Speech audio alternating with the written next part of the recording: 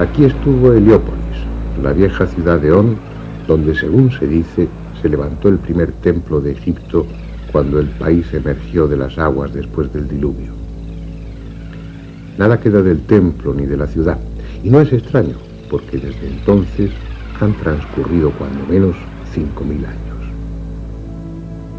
En época mucho más reciente, en el siglo III a.C., vivió aquí Manetón, un sacerdote guardián de los archivos sagrados del templo de On. Él tuvo a su alcance los más antiguos documentos y escribió una historia de Egipto. Con su última parte, la que se inicia en tiempos de Menes, el primer faraón de la primera dinastía, arqueólogos e historiadores están de acuerdo. Pero lo que, según Manetón, sucedió antes de esa historia conocida de Egipto, solo los más románticos pueden aceptarlo, porque este sacerdote historiador, que pudo consultar los más viejos archivos, afirmó que antes de la primera dinastía hubo otras 6 cuyo reinado duró 24.925 años. Pensar que 30.000 años antes de Cristo ya había comenzado la historia de Egipto produce escalofríos, pero lo cierto es que el pasado acumulado en las arenas de este desierto y a ambas orillas del Nilo es conocido solo en parte. De forma misteriosa, surgió de repente una cultura perfectamente desarrollada. Donde solo había nómadas viviendo en plena edad de piedra, apareció bruscamente una civilización de hombres, astrónomos, arquitectos, matemáticos, médicos, escribas, hombres que levantaron pirámides y templos de singular belleza miles de años antes de Cristo. Ciencia antigua, dioses que ya eran viejos antes de que nacieran los que ahora se veneran, todo cabe en esta tierra y en los milenios que duró su historia. Todo menos una construcción singular, una montaña artificial que alguien levantó para desafiar al tiempo y dejar a los hombres del futuro un legado que fuera la síntesis de todo el conocimiento. Una colosal pirámide que encierra en sí misma todos los misterios.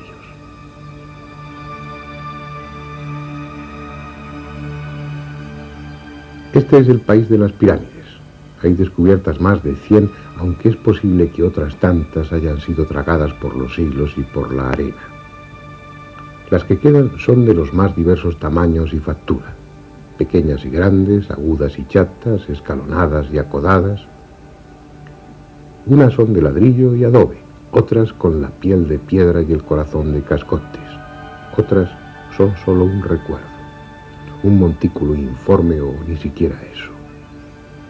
Muy pocas conservan el empaque y la fuerza que en otro tiempo tuvieron, pero entre todas ellas hay una, la más grande, que escapa a cualquier adjetivo y constituye el mayor monumento que el hombre jamás ha levantado. Si es que fue el hombre y no los mismos dioses quienes lo hicieron.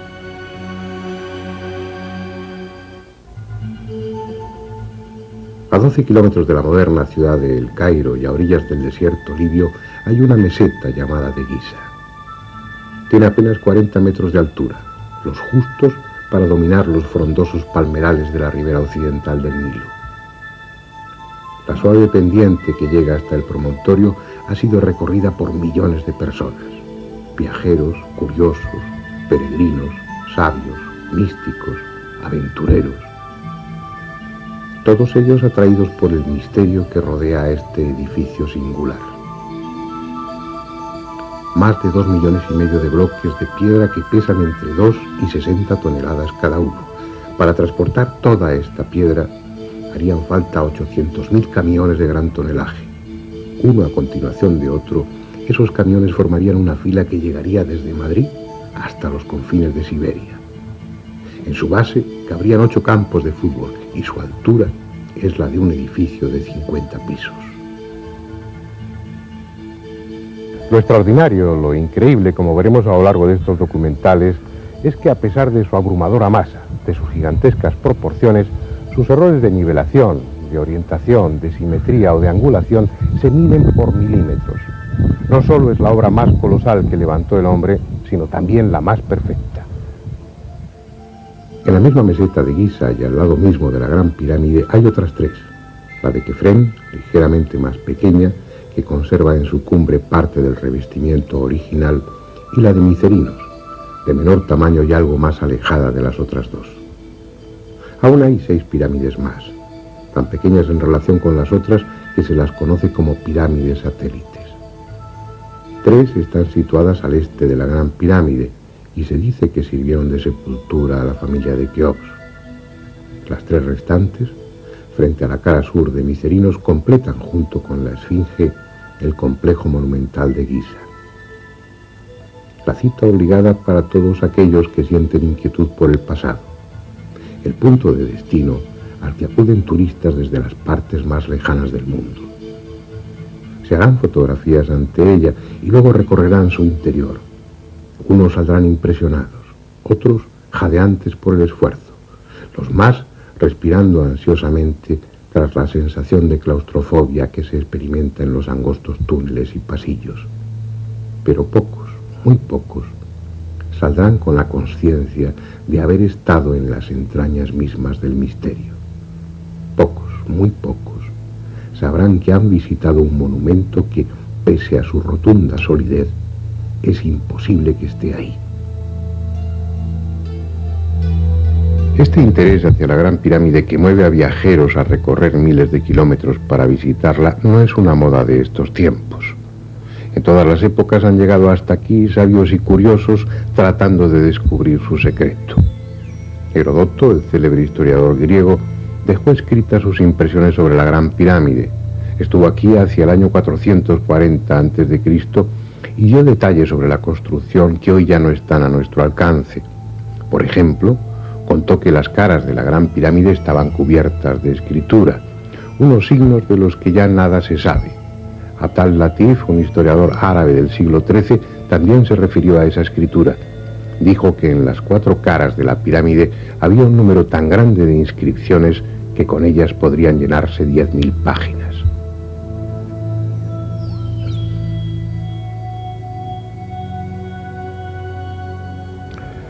Así pues, griegos y árabes vieron algo que nosotros ya no podemos ver: la Gran Pirámide cubierta por su capa de revestimiento. Mírenla ahora de lejos. Sus caras parecen uniformes. Su superficie, más o menos rugosa, parece que estuviera completa. Vista así de cerca, es una montaña de piedras dispuestas en hiladas que forman escalones, y es porque le faltan los bloques de revestimiento.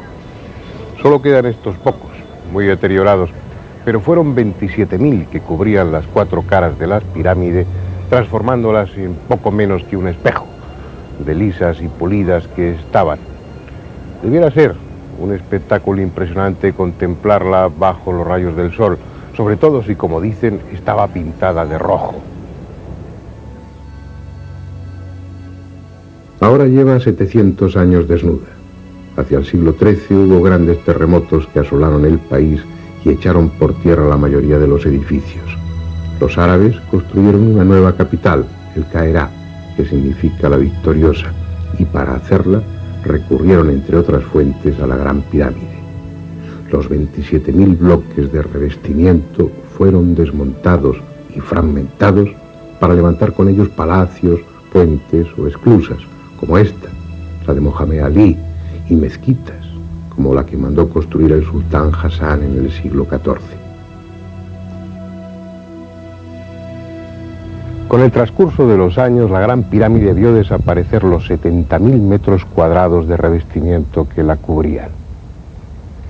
Con esa depredación es seguro que perdió parte de su belleza, pero conserva toda su grandiosidad. Bien, vamos a ocuparnos ahora de la historia conocida de la Gran Pirámide, de los descubrimientos, de las investigaciones, y de paso recorreremos su interior. Esa historia nos va a llevar al siglo IX y a un hombre, el califa Al-Ma'mún, quien, según la tradición, fue el primero que consiguió entrar en la Gran Pirámide. Era aquella una época de esplendor para los árabes, una época en la que tanto como las conquistas militares interesaban las conquistas científicas. Abdullah al-Ma'mún subió al trono en el año 813. Era hijo del célebre califa Harún al-Rashid, protagonista de algunos cuentos recogidos en las Mil y una Noches, y fue como muchos otros califas, un hábil gobernante y un gran erudito. Fundó universidades, creó bibliotecas y protegió las artes, haciendo de Bagdad, su capital, un centro de cultura y conocimiento. Al-Ma'mún supo de la Gran Pirámide y lo que le contaron incitó su curiosidad.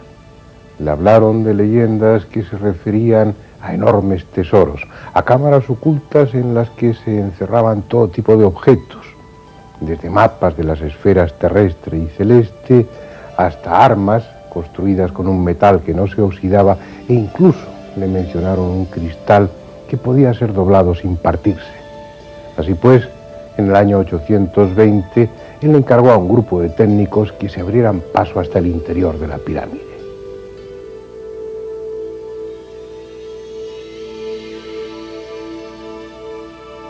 El resultado fue esta galería por la que hoy entran los turistas. Una mina que, rompiendo las piedras, penetra 38 metros en dirección norte-sur, evita los bloques de piedra con los que se cegaba la entrada al canal ascendente y llega hasta este.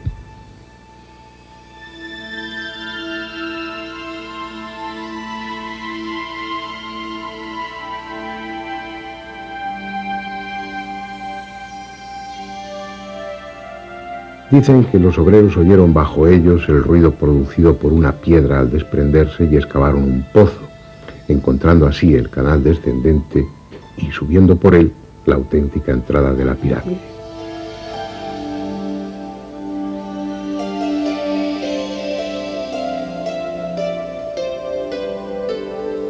Lo cierto es que, aunque la tradición afirma que el túnel atribuido a Al-Ma'mún fue practicado por el azar, nadie puede creerse que por casualidad perforasen en la dirección correcta, a la altura correcta, que por casualidad evitasen los bloques que taponaban el canal ascendente y que por casualidad hiciesen un pozo que fuese a dar justamente al canal descendente. Lo más probable es que Al-Ma'mún ya conociese la existencia y disposición de los canales antes de abrir el túnel. Y de hecho hay textos que parecen demostrar que la entrada y el canal descendente eran conocidos de antiguo.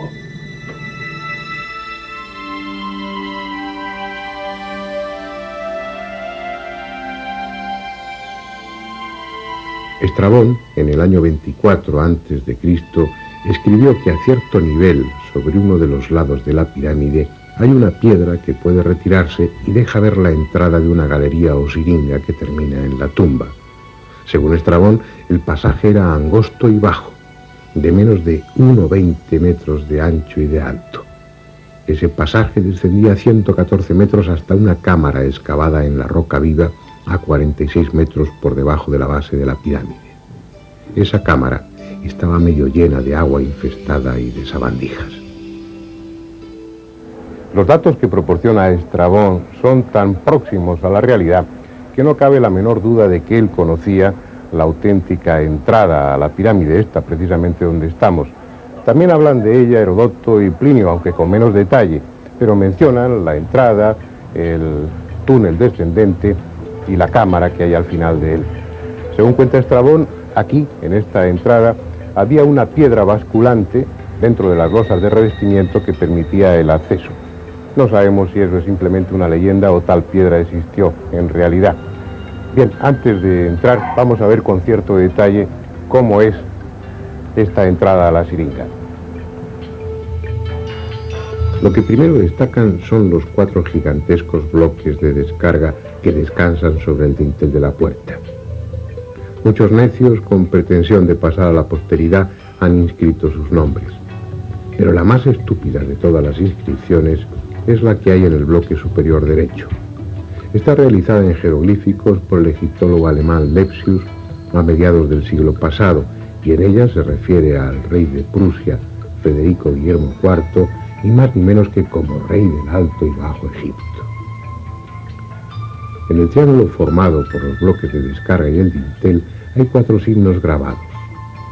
Un tetragrama que nada tiene que ver con la escritura jeroglífica egipcia ni con ninguna otra escritura conocida. No se sabe quién grabó esos signos ni cuándo. Quizás sean la obra de un bromista, o tal vez estén ahí desde el principio y constituyan la clave secreta de la pirámide. Bueno, creo que ha llegado el momento de que penetremos hacia las entrañas de la Gran Pirámide. Pero no lo haremos por el túnel abierto por Al-Mamun, que es el que utilizan habitualmente los visitantes, sino por la entrada original, que es la que estamos describiendo y que se encuentra a 17 metros de altura.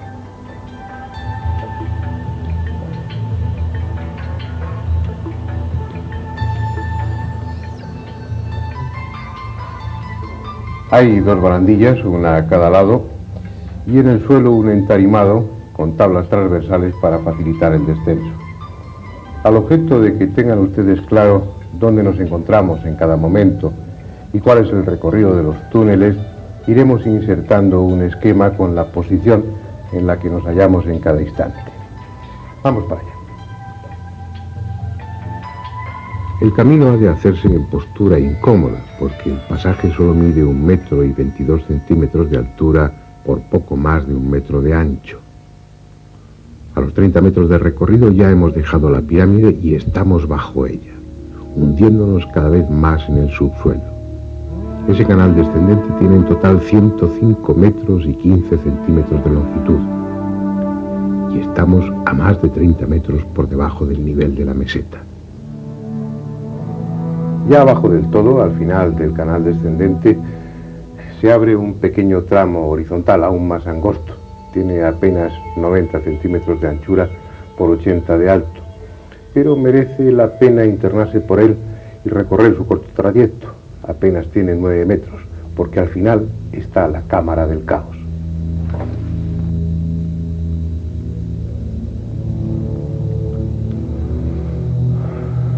Estamos en la parte más profunda de la Gran Pirámide, en la cámara más recóndita, más subterránea.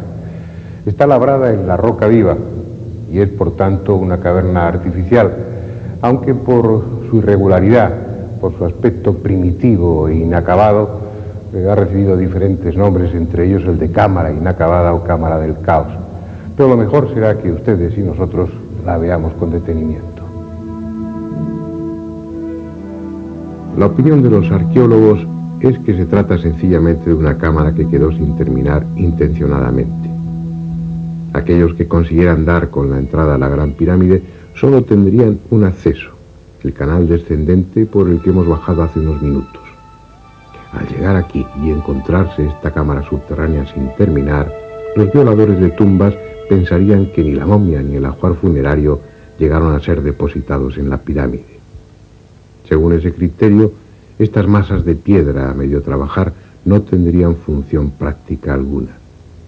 Sin embargo, observen cómo paredes y techo están perfectamente labradas, respetando los mojones de piedra, obligando a los obreros a trabajar en unas condiciones excepcionalmente duras, arrastrándose por espacios de apenas 25 centímetros para labrar el techo. ¿Qué sentido tiene eso? Si lo que se pretendió era dar a la cámara el aspecto de inacabada sin más, ¿por qué va a haber reducido la altura de esos bloques informes para trabajar en condiciones normales? Si lo hicieron así, tendrían sus razones, como las tendrían para abrir ese túnel enfrente del que sirve de entrada y que penetra 14 metros en dirección sur para terminar bruscamente. Las mismas razones que les llevaron a abrir este pozo cuadrado de 2 metros de lado y que apenas llegaba a 3 metros de profundidad, como el túnel de la pared sur, tampoco conducía a sitio alguno. El coronel Weiss, a mediados del siglo pasado, profundizó 9 metros más el pozo, buscando una posible cámara, pero no encontró nada. Hoy el pozo está lleno de arena y cascotes. Si el descenso por el estrecho canal era incómodo, la subida, superando los 26 grados y 34 minutos que tiene de pendiente, es aún más dura. De seguir todo el trayecto del túnel llegaríamos a la puerta exterior, pero si cuando hemos recorrido unos 85 metros nos detenemos, veremos la entrada original a otro pasadizo, el ascendente, cegado por grandes bloques de piedra. Debajo de este entablado hay 3 escalones en la piedra que se corresponden con la entrada al canal ascendente. Durante la construcción de los túneles y en las ceremonias previas al sellado de la pirámide, debía haber una rampa que facilitaba el acceso al canal ascendente todavía abierto. Llegado el momento, La rampa fue retirada y la entrada al canal ascendente cegada con 3 grandes bloques de piedra que se dejaron deslizar desde más arriba. Está claro que por aquí no podemos acceder al canal ascendente. Será preciso que salgamos al exterior y utilicemos, como el resto de los visitantes, el túnel abierto por Al-Mamun. En el esquema vemos como el túnel perfora la pirámide desde más abajo de la entrada original y, siguiendo un trayecto horizontal, evita los bloques que obstruyen el canal ascendente y llega directamente a este.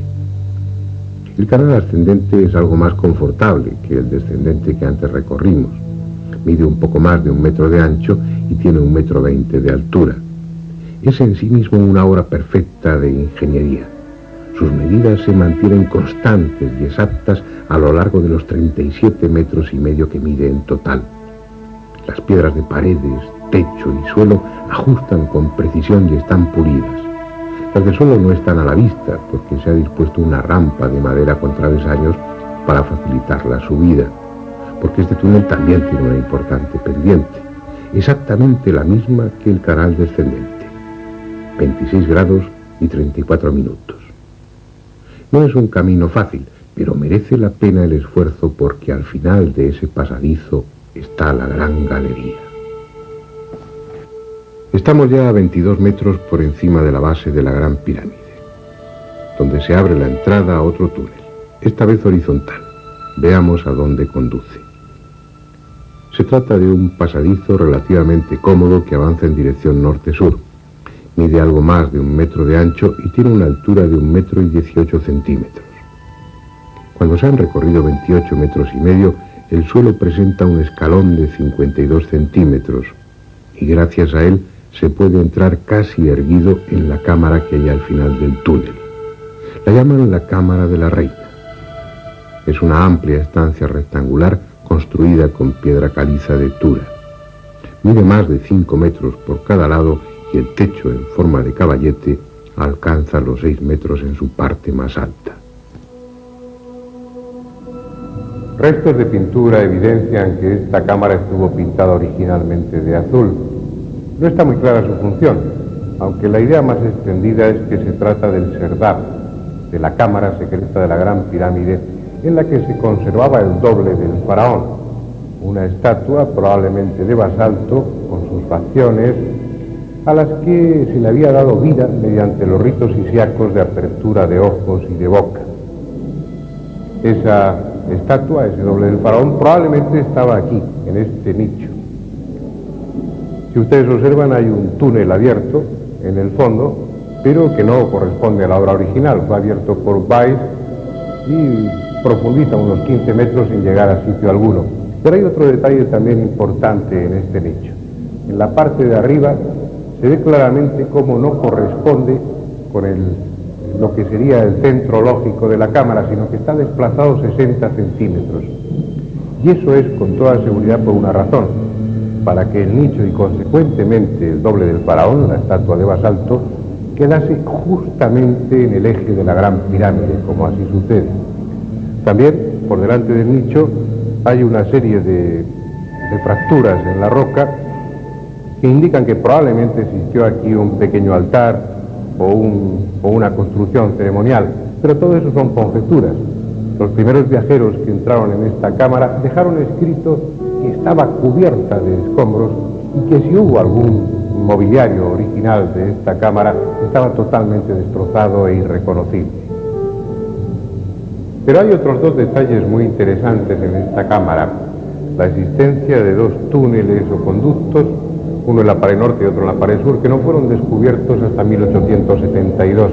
Y no fueron descubiertos por la sencilla razón de que estaban tapados, de que la piedra continuaba y la pared era perfectamente lisa. No podía adivinarse que detrás de la piedra existían estos 2 conductos. No se trata de canales de ventilación, puesto que estaban intencionadamente cerrados. La suposición es que se trataba de canales psíquicos, por los que el alma del faraón entraba a visitar a su doble, a esa estatua de basalto que antes mencionábamos. En cualquier caso, la realización de estos 2 conductos que suben, se extienden a todo lo largo de la pirámide perpendicularmente a las paredes norte y sur, La realización de estos túneles, insisto, es una demostración del nivel técnico y constructivo de aquellas gentes, puesto que los planos no pudieron modificarse en ningún momento, ya que los canales se fueron haciendo a medida que la construcción iba avanzando. Esa idea de que eran canales para el paso del alma del faraón, del Ba, es la idea más generalizada. Sin embargo, uno se pregunta, ¿para qué dos canales? ¿Acaso necesitaba uno para entrar y otro para salir? Y aún más, ¿para qué la existencia de los mismos canales? ¿Es que acaso el alma no puede atravesar la piedra? Porque el hecho es que estos agujeros estaban tapados con piedra. Por lo tanto, el alma no podría entrar ni salir. Y si podía atravesar la piedra, entonces ¿qué necesidad había de los canales? Tal vez simplemente señalaban un camino, pero si es así, ¿por qué abiertos al norte y al sur, cuando en la vida de Ultratumba precisamente las direcciones importantes son el este y el oeste? Estos canales siguen siendo un misterio, a pesar de que en los círculos arqueológicos se sostenga que fueron canales psíquicos. Un misterio al que se ha venido a añadir otro nuevo, algo que complica aún más las cosas. En 1993, mientras se realizaban una serie de obras para mejorar la ventilación en el interior de la pirámide, el ingeniero alemán Rudolf Gattenbing tuvo la ocurrencia de introducir, precisamente por este canal, un pequeño robot provisto de una cámara de televisión. El robot ascendió sin problema durante los primeros 65 metros, pero llegado a ese punto tropezó con algo inesperado. Una puerta interrumpía su paso, una pequeña puerta en la que, a través de las imágenes que ese mismo robot grabó, parecen distinguirse dos pomos de cobre o de bronce de los que se desprende una estela de oscilación. ¿Qué hay detrás de esa puerta? Un secreto más de la Gran Pirámide. Bueno, ahora volvamos a ese punto en el que coincidía el canal ascendente con este otro horizontal que nos ha permitido llegar hasta la Cámara de la Reina.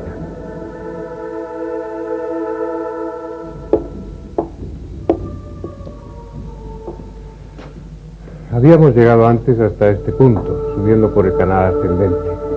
Aquí se inicia la gran galería, pero nos hemos desviado para penetrar por este túnel que nos conducía hasta la Cámara de la Reina. Y lo hemos podido hacer porque ya no existe una supuesta losa que debía unir el canal ascendente con la gran galería. Pero estos 5 nichos en la pared dan a entender claramente que esa losa, que esa cubierta fuera de piedra o de otro material existía, y que este túnel, este pasadizo y esa cámara se conservaban en el más absoluto secreto. Pero ya la hemos visto. Ahora continuamos nuestro ascenso a través de la gran galería. Es algo que impresiona. Mide casi 9 metros de altura y algo más de 46 metros de longitud. Sobre ella gravitan millones de toneladas de piedra. Y quizá fuera mejor no saberlo, porque ese peso llega a sentirse en el ánimo y lejos de tranquilizar al viajero, este amplio espacio de la gran galería parece agobiante y a punto siempre de derrumbarse. Sin embargo, no hay solidez más probada, porque permanece así, inalterable, desde hace quién sabe cuántos miles de años.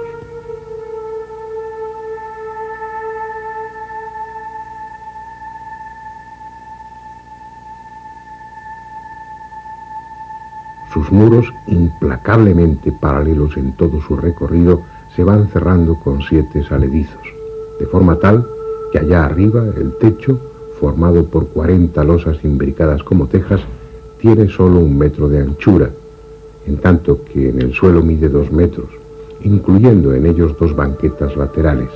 Y hay algo en esas banquetas que llama la atención: 28 entalladuras rectangulares situadas en cada una de ellas. ¿Qué son estos huecos? ¿Para qué sirvieron? Posiblemente para contener estatuas. Según dijo el historiador egipcio Manetón, Keops era el 28º rey de Egipto después de Menes, el fundador de la primera dinastía. Así pues, es probable que en estos nichos, en estos agujeros, en estas entalladuras, quedasen sujetas 28 estatuas, las de los 27 antepasados de Keops y la de él mismo, repetidas, emparejadas una frente a otra, de tal manera que esta gran galería habría sido una solemne y fúnebre galería de antepasados del rey Keops.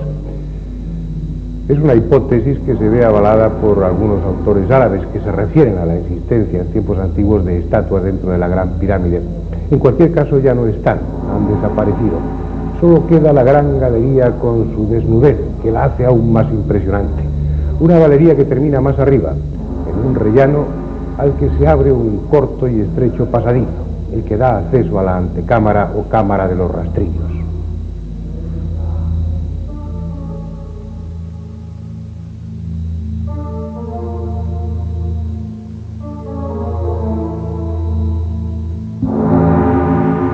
De todas las estancias de la Gran Pirámide, esta pequeña cámara es la que parece haber desempeñado una función más definida. Las 3 correderas talladas en las paredes laterales, las 4 ranuras verticales de la pared sur y algunos otros detalles sugieren que esta cámara quedaba cerrada con 3 losas de piedra que se dejaron deslizar desde arriba mediante un sistema de cuerdas. Cuando entraron los primeros profanadores, las losas habían descendido y estaban en su sitio, tapando el acceso a la cámara del rey. La prueba es el destrozo que tuvieron que hacer en esta piedra, hoy reconstruida con yeso, para pasar por encima de las losas que obstruían la entrada. Hoy de esas losas que taponaban el conducto no queda ni resto, y el acceso a la cámara del rey está perfectamente abierto.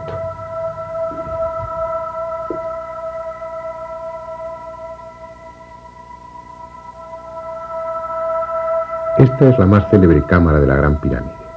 Mide más de 50 metros cuadrados y tiene casi 6 metros de altura. Está construida con bloques de granito rojo de Asuán y 9 colosales losas que pesan unas 400 toneladas constituyen el techo. Nada hay en ella, salvo este sarcófago de granito. A finales del siglo XVIII aún estaba la tapa rota y apoyada en la pared, pero hoy ni siquiera eso queda.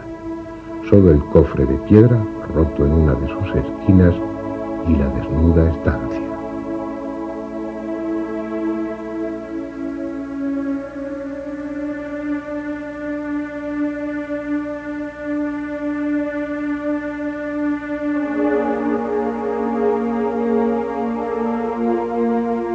En 2 de las paredes, la norte y la sur, se abren 2 canales de ventilación.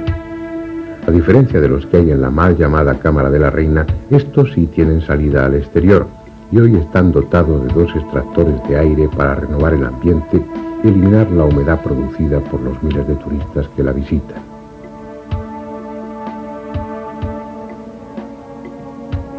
Bien, aunque limpia de escombros y de eyecciones de murciélagos, este interior de la Gran Pirámide que acabamos de visitar es prácticamente el mismo que se encontraron los árabes del siglo IX. La falta de tesoros alejó a los expoliadores y, por su parte, la superstición y las alimañas alejaron al resto de los visitantes.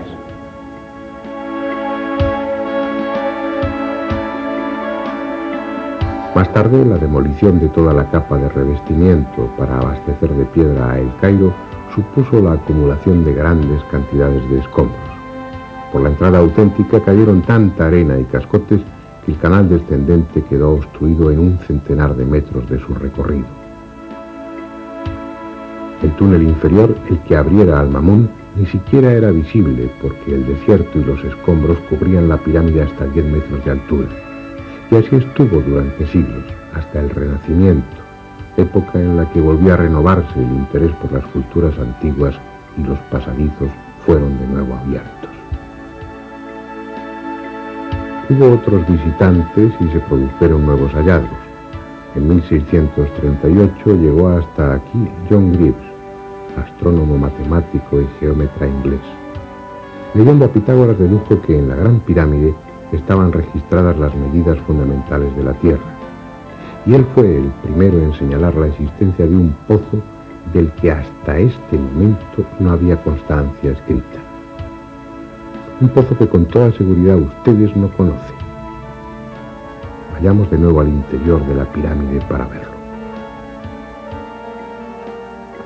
Estamos en la parte inferior de la Gran Galería. La ausencia de un sillar deja al descubierto un estrecho canal que desde hace muchos años está cerrado a los turistas y que por su trayecto casi vertical es conocido como el Pozo. Nunca hasta hoy había sido filmado, así que ustedes serán los primeros que pueden verlo, aunque parte de las imágenes carezcan de la necesaria calidad, porque el calor y la humedad dejaron fuera de uso la cámara profesional y fue preciso recurrir a otra pequeña cámara auxiliar. En realidad no es un pozo, sino un canal de 70 metros de longitud que, salvando un desnivel de 50 metros, comunica la Gran Galería con el canal descendente, muy cerca de la Cámara del Caos.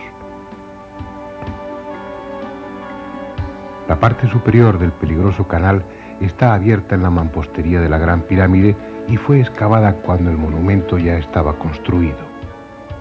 Su trazado, irregular y tortuoso, deja al descubierto las aristas de algún que otro bloque de piedra. No es un pozo que estuviera previsto en los planos de la pirámide. Fue excavado mucho después, con una intención que desconocemos.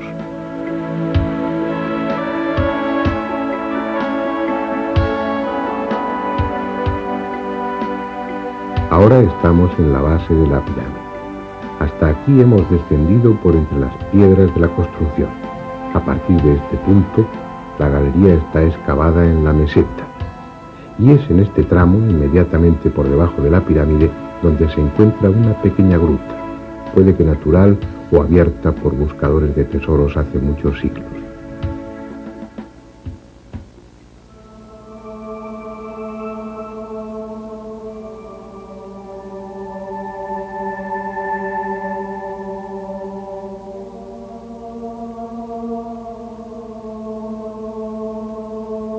Otro detalle importante es la obra de mampostería, que indica que esta parte fue hecha en la época de la construcción de la pirámide.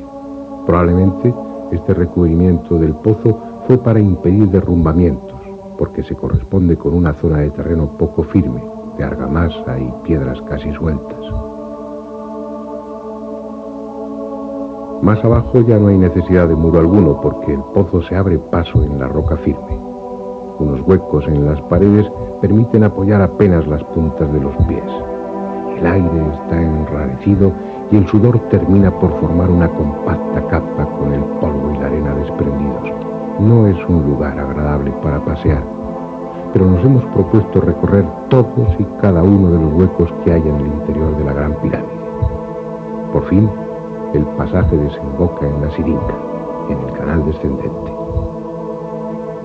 La misión de este último trozo del pozo descendente, que desemboca precisamente aquí, parece clara, y era la de facilitar el descenso de los obreros desde la superficie para que así no se encontraran con los otros que iban trasladando escombros de canal descendente arriba. Después, en una fase posterior de la construcción de la Gran Pirámide, cuando se colocaron las primeras hiladas de piedra, ya de una forma inevitable quedó cerrado el pozo por su parte superior. ¿Quién perforó desde arriba, uniendo la Gran Galería con este antiguo pozo? ¿Para qué y cuándo? Son cuestiones no resueltas. En otro momento nos permitiremos especular sobre ello. Ahora es preciso que terminemos nuestro recorrido visitando otras cámaras a las que los turistas no tienen acceso, justo encima de la Cámara del Rey.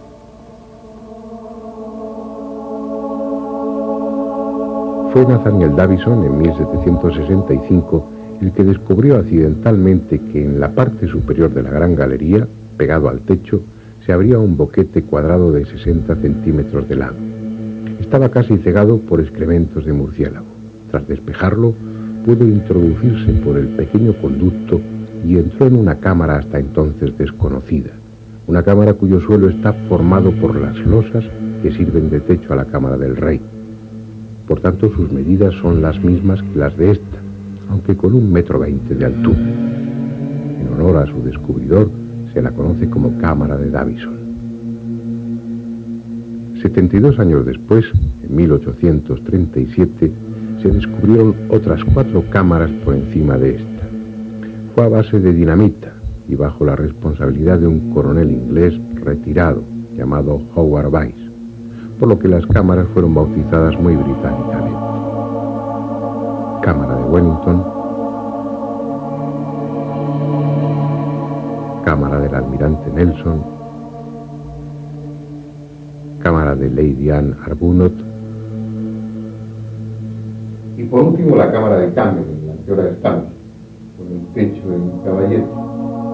Todas las enormes losas que forman las cámaras de descarga están sustentadas sobre la estructura general de la pirámide. La misión de estas 5 cámaras, que ustedes ven por primera vez en televisión, es la primera vez que entran unas cámaras de televisión para grabar su interior. La misión de esas 5 cámaras, repito, era aliviar a la cámara del rey del enorme peso que tenía encima y protegerla en caso de terremoto. Una misión que parece haber cumplido perfectamente, porque en esta última cámara, en esta 5ª cámara, se puede ver cómo las enormes losas que forman el techo se han ido abriendo con el paso del tiempo, probablemente por efecto de algún terremoto. Pero la colocación de unas tiras de yeso en algunos de los lugares durante los últimos años ha permitido ver que desde hace bastante tiempo, al menos desde que se instalaron esas tiras de yeso, no ha seguido abriéndose, por lo cual todo hace suponer que dentro de 15 o 20 mil años la Gran Pirámide seguirá estando aquí como está.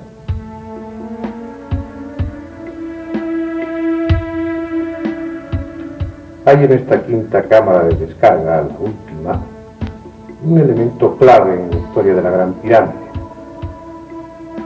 Este cartucho, esta inscripción, en la que según algunos está reconstruido el nombre de Keops. Así pues, estos jeroglíficos y la mención que hace Heródoto seguían las 2 piezas fundamentales para sostener la hipótesis de que la Gran Pirámide fue construida por orden del faraón Keops. Pero hay otros que piensan que no, que lo que figura en esta inscripción no es realmente el nombre de Keops, sino una versión un tanto alterada del nombre del dios solar Khnum, por lo cual no quedaría nada más que el testimonio de Heródoto, que como veremos en su momento también es más que discutible. Por otra parte, en una antigua inscripción jeroglífica denominada la Estela del Inventario, se afirma que la Gran Pirámide ya estaba construida en tiempos de Keops y era conocida como Templo de Isis. Esa misma inscripción dice que Keops se hizo enterrar junto a ella en una pirámide más pequeña.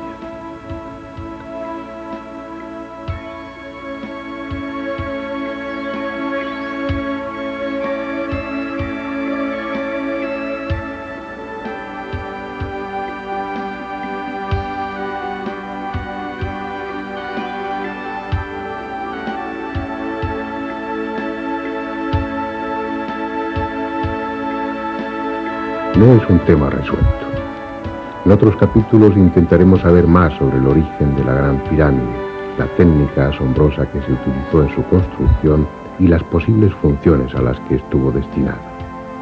Ahora se trataba de un recorrido por su interior, y ese recorrido termina aquí, en el más profundo de sus rincones y junto al más profundo de sus misterios, el que se refiere a la identidad de su constructor.